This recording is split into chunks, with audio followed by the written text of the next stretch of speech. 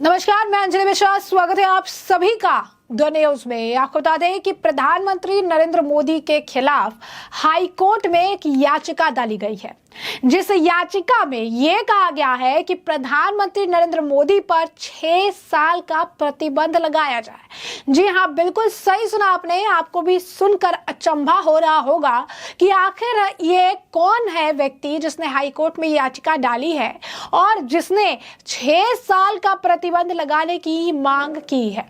तो आपको बता दें कि याचिका में जनप्रतिनिधित्व अधिनियम के तहत प्रधानमंत्री नरेंद्र मोदी को 6 साल के लिए चुनाव से अयोग्य घोषित करने के लिए चुनाव आयोग को निर्देश देने की मांग की गई है।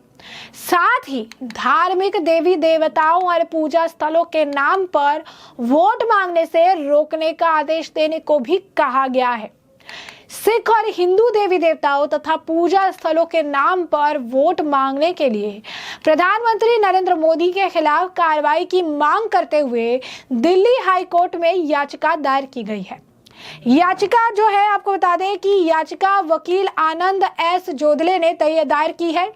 याचिका में जनप्रतिनिधित्व अधिनियम के तहत प्रधानमंत्री नरेंद्र मोदी को 6 साल के लिए चुनाव से अयोग्य घोषित करने के लिए चुनाव आयोग को निर्देश देने की मांग की है।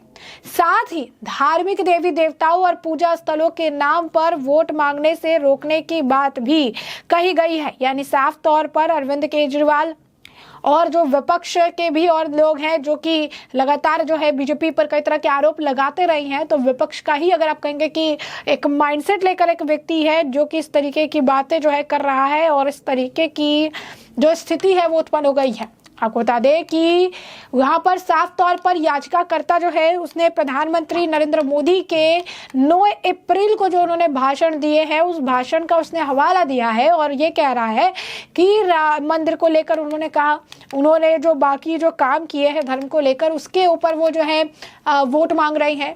याचिकाकर्ता ने पीएम मोदी के 9 अप्रैल को उत्तर प्रदेश के पीलीभीत में दिए गए भाषण का हवाला दिया।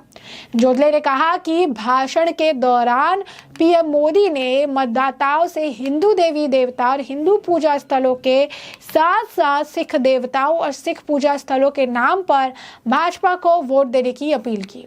उन्होंने आरोप लगाया कि मोदी ने कहा कि उन्होंने राम मंदिर का निर्माण किया है। ये भी कहा कि उन्होंने करतारपुर साहिब कॉरिडोर विकसित किया है। गुरुद्वारों में परोसे जाने वाले लंगरों में इस्तेमाल होने वाली सामग्री से जीएसटी हटा दी है। वह अफगानिस्तान से गुरु ग्रंथ साहिब की पत्रियां वापस लाए थे।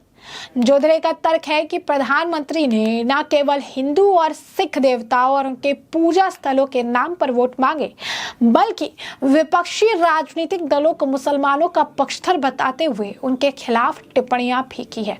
तो आप समझ सकते हैं कि जो व्यक्ति हैं जो इस वक्त अगर आप कहेंगे कि आरोप प्रत्यारोप लगा रही हैं या फिर इस वक्त जो है प्रधानमंत्री नरेंद्र मोदी पे 6 साल के लिए रोक लगाने की मांग कर रही है, उनकी जो मानसिकता है, उनका जो सोच है वो विपक्ष की तरह ही है, जहां पर उनका ये कहना है कि विपक्ष की स्थिति ऐसी है, विपक्ष इस तरीके से सोचता है, विपक्ष ये चीजें कर रहा है। अब विपक्ष जो है वो प्रधानमंत्री नरेंद्र मोदी के खिलाफ तो बोलते ही रहता है। प्रधानमंत्री नरेंद्र मोदी जो अपने भाषण दे रहे हैं वहां पर वो अपनी काम जो है गिनवाते हैं। 10 साल में बीजेपी द्वारा किए गए सभी कामों को स्टेज से गिनवाया जाता है। चाहे वो राम मंदिर की अगर बात की जाए, जो अगर याचिकाकर्ता कह रही हैं, तो एक बहुत बेसिक सी बात है कि कांग्रेस 60 सालों तक रही, लंबे अरसे तक अगर आप देखेंगे कि कांग्रेस का राज रहा, कांग्रेस कई डिकेड्स तक रही और वहां पर वो हमेशा ये कहते थे मंदिर बनाएंगे, डेट नहीं बताएंगे, मंदिर बनाएंगे, डेट, और उसको एक लंबा समय हो गया। तो सवाल वही उठता है कि आखिर क्या ऐसा कारण रह गया जिसकी वजह से इतना लंबा समय आपको मिला? देश की आज़ादी के बाद से आप ही की सरकार थी, आपका ही नेतृत्व था, तो आपने मंदिर क्यों नहीं बनाया? मंदिर को एक राजनीतिक मुद्दा क्यों रहने दिया? और आज जब बीजेपी के राज्य में मंदिर बनाए गए हैं, अगर आज अखिलेश भी कहते हैं कि हमने ये बनाया था, कांग्रेस कहती है हमारे राज्य में हमने ये कर दिया था, तो अगर बीजेपी कहती है कि हमने अपने राज्य में काम किए हैं, हमने अपने राज्य में जो है कॉरिडोर्स बनाए हैं, हमने अपने राज्य में राम मंदिर बनाए हैं, हमने अपने राज्य में वो काम किया है जो कि पिछली सरकारें नहीं कर पाई। हमने कहा था कि हम मंदिर वही बनाएंगे, हमारे मैनिफेस्टो में था कि हम मंदिर वही बनाएंगे और डेट भी बताएंगे। मंदिर बना भी दिया और सारा काम भी कर दिया। आज रामलला के दर्शन करने के लिए लाखों की संख्या में भीड़ जा रही है। किसी की आस्था से जुड़ा हुआ मामला था, क्यों नहीं पिछली सरकारों ने एक कदम बैठाया? क्यों नहीं बढ़ाकर कदम एक राम मंदिर के लिए उन्होंने काम किया? क्योंकि एक पर्टिकुलर वोट बैंक शायद नाराज हो जाते हैं, शायद स्थिति खराब हो जाती है। वो कहते थे कि आग लग जाएगी अगर राम मंदिर बनाई गई तो, लेकिन राम मंदिर बन गया। सभी, अगर आपने देखे होंगे, कई सारे वीडियो सामने आए थे कि किसी एक वर्ग का आदमी रामलला के दर्शन करने तो गया नहीं, हर वर्ग के लोग रामलला के दर्शन करने के लिए गए थे। हर लोग जो है वहां पर गए, वो भगवान के दर्शन करके आए, तो फिर आग क्यों नहीं लगी? या फिर इनके दिमाग में ही ये कंसेप्ट था। और आज ये कहते हैं कि प्रधानमंत्री नरेंद्र मोदी पर इसीलिए रोक लगा देनी चाहिए, इसीलिए बैन लगा देनी चाहिए क्योंकि बीजेपी के राज में हुए कामों को वो गिनवा रही हैं। उनके 10 साल के कार्यकाल में क्या कुछ काम हुआ है और पिछली सरकारें जो इतने सालों तक काम करती रही उनके कार्यकाल में क्या कुछ नहीं हुआ है, ये गिनवा रही है, इसलिए उनके ऊपर 6 साल की रोक लगा देनी चाहिए। तो ऐसे में हर विपक्ष का नेता, हर एक नेता के ऊपर जो है इस तरीके की कार्रवाई फिर होनी चाहिए। बता दें कि दिल्ली हाई कोर्ट में याचिका वकील आनंद एस जोदले ने दायर की है। इसमें पीएम मोदी की 9 अप्रैल को पीलीभीत में दी गई स्पीच का उल्लेख किया गया। इसके साथ ही कहा गया कि पीएम मोदी ने भाषण के दौरान मतदाताओं से हिंदू देवी देवता और हिंदू पूजा स्थलों के साथ साथ सिख देवताओं और सिख पूजा स्थलों के नाम पर बीजेपी को वोट देने की अपील की। याचिकाकर्ता ने मांग की कि पीएम मोदी को 6 साल तक कोई भी चुनाव लड़ने से रोका जाए। अदालती कार्रवाई कवर करने वाले वेबसाइट लाइव लॉ के मुताबिक याचिका में कहा गया कि प्रतिवादी नंबर 2 पीएम मोदी ने अपने भाषण में कथित तौर पर कहा कि उन्हें राम मंदिर का निर्माण करा, जो कि सच बात है, और यह भी कहा कि उन्होंने करतारपुर साहिब कॉरिडोर भी विकसित कराया, जो कि सच बात है। गुरुद्वारे में परोसे जाने वाले लंगरों में इस्तेमाल होने वाली सामग्री से जीएसटी भी हटाया, यह भी सही बात है। याचिका में कहा गया कि पीएम मोदी ने यह भी कहा कि अफगानिस्तान से गुरु ग्रंथ साहिब की पत्रियां भी वापस मंगवाएगी, बिल्कुल सही है। याचिकाकर्ता ने अपनी अर्जी में कहा कि पीएम ने न केवल हिंदू बल्कि सिख देवताओं और उनके पूजा स्थलों के नाम पर वोट मांगे हैं, बल्कि विपक्षी राजनीतिक दलों के खिलाफ मुस्लिम समुदाय का पक्ष लेने वाली टिप्पणियां की है। अब अगर आप देखेंगे तो जो भी याचिकाकर्ता ने कहा है वो सारे काम बीजेपी द्वारा किए गए हैं, वो सारे काम प्रधानमंत्री नरेंद्र मोदी के नेतृत्व में किए गए हैं, वो सारे फैसले प्रधानमंत्री नरेंद्र मोदी द्वारा लिए गए हैं। तो ऐसे में ये कहते हैं कि इसके नाम पर वोट मांग रहे हैं, काम पर वोट मांग रहे हैं।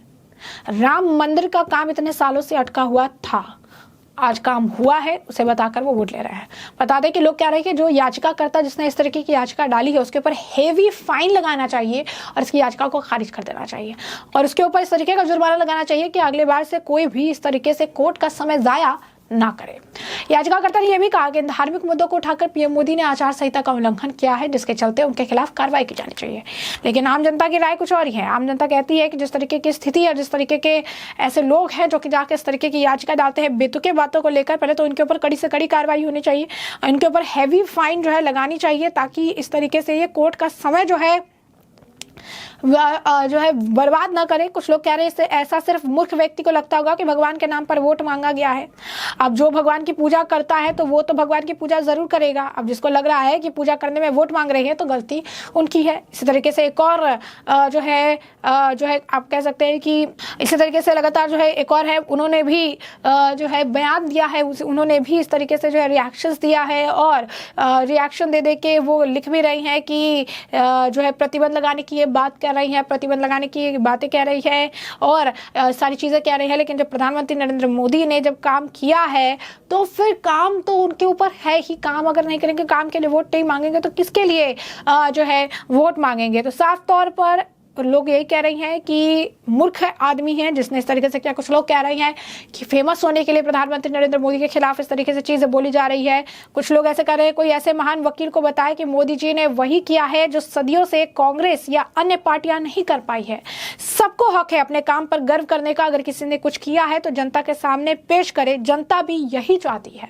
तो अब देखिए कि लोग यही कह रही हैं कि जो काम किया उस काम के आधार पर वोट मांग रहे। कांग्रेस ने काम क्यों नहीं किया? कांग्रेस ने किया होता तो वो भी उसे बताकर जो है वोट मांगते। वोट मांगने से पहले आप 10 साल के अपने काम को अगर गिनवा रहे हैं तो इसमें आखिर दिक्कत है, परेशानी क्या है? अब ये देखना दिलचस्प होगा कि दिल्ली हाई कोर्ट जो है इस याचिका पर क्या कुछ फैसला लेती है या याचिका को खारिज कर देती है, जिससे हम आपको रखेंगे अपडेटेड। फिलहाल के लिए हमने आपको जो पूरा मामला है ये बड़े विस्तार से बताया कि पूरा मामला क्या है। इस मामले पर अब आपकी भी जो राय हो हमें कॉमेंट सेक्शन में कॉमेंट करके जरूर से जरूर साझा करिएगा। धन्यवाद।